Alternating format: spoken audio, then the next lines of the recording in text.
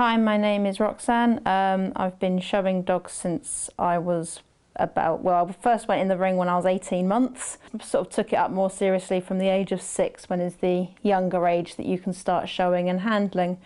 My grandparents set up a Ringcraft about 25 years ago, so I've been involved in the training, and as soon as I hit sort of teenager stage, I thought I wanted to help with the training, so I was allowed to, with guided instruction, help out going over dogs and helping people show their dogs. Ringcraft is the art of showing your dog in the ring.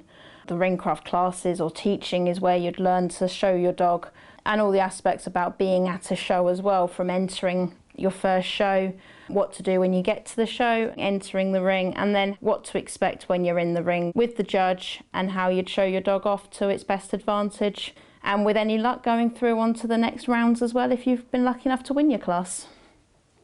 Any dog can take part in Ringcraft training. For shows, the main thing is that it's for pedigree dogs mainly, and a lot of people start training showing the dog as soon as they get the puppy. They normally buy a dog with the potential for show, and then from about 12 weeks, once the inoculations have been completed, starting off that training process with the dog. It's not just limited though to pedigrees. There is the increasing at companion shows of crossbreed classes, crossbreeds judged on conformation and movement. So to start with teaching your dog Ringcraft, there's 2 elements to it that you'd really want to get the dog used to, and that's standing and moving. The standing part is getting the dog stood correctly to present it to the judge, showing off all the conformation that the dog has, that it's correctly constructed but correct to type as well, and correct to what the breed needs to be.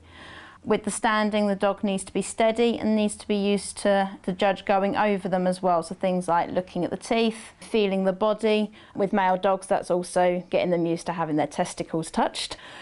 But generally, you just start off by teaching a dog to stand with 4 feet on the floor and being able to be touched and have their mouths looked at.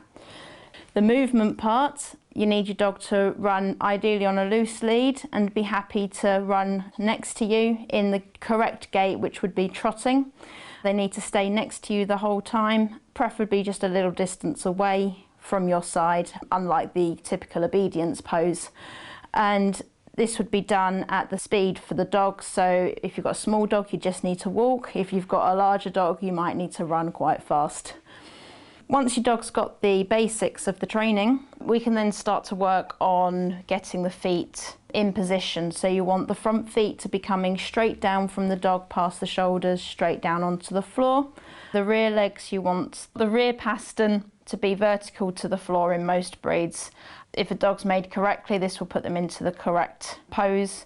Obviously, there's other things that trainers can help you with to help you just get the most out of your dog, and anybody who's experienced in the ring or your breeder would be able to help you with the finer points of showing.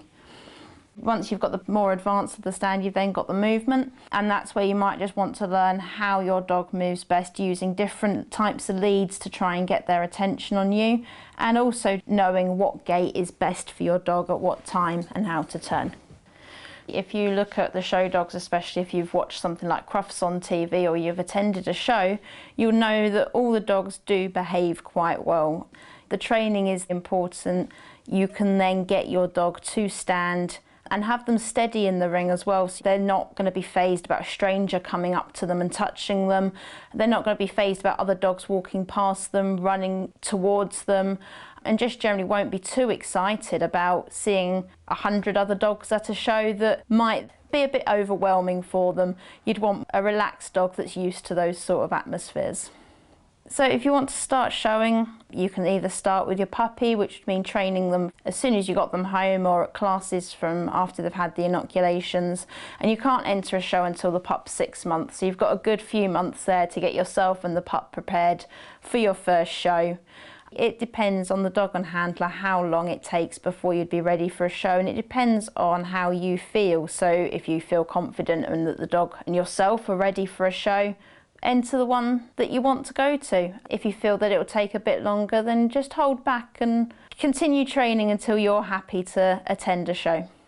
You can find Ringcraft classes either by visiting the Kennel Club website, where they've got listed all the Kennel Club registered Ringcrafts, but there's also many unregistered ones. So it's worth talking around, speak to any local show people that you know, or go along to a show and start speaking to people and see if they know of a Ringcraft in your area. Always make sure that you're happy with the training as well. So speak to the trainers before you attend a session. And don't be afraid to go along without a dog and just see what the training's like. Are they using positive methods? You don't want all the dogs to be too cramped together. You want there to be a bit of space to allow you and your dog to settle, but you also want to be able to have a nice Ringcraft that's got other dogs there of different sizes as well, so that you can get your dog used to all sorts of different breeds.